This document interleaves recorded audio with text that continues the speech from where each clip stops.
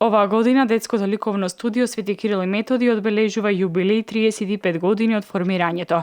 Заслугата е на големиот број ликовни педагози од целиот свет и сите досега пристигнати детски ликовни творби од сите краишта на светот, кои исто така учествувале на меѓународната ликовна манифестација Мал битолски Монмартар.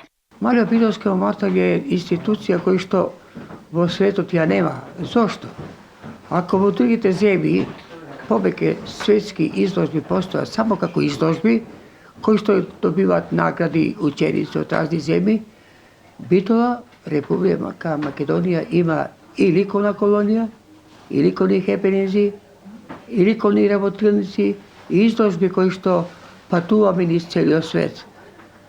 Годинава не очекував дека ќе имаме таков напредок, толку голем успех во поглед на ликовното богатство кој што го добивме. За годинешната меѓународна изложба доделени се вкупно 405 награди. Оваа година наградата професор доктор Богомил Карлаварис за животно дело е доделена на ликовниот педагог Борош Ѓорѓи од Суботица.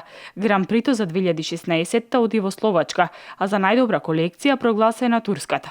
Награди за учество на малиот битолски Монмартар добија 19 екипи од Словачка, Кина, Турција, Украина, Русија, Србија, Бугарија, Романија, Полска и други.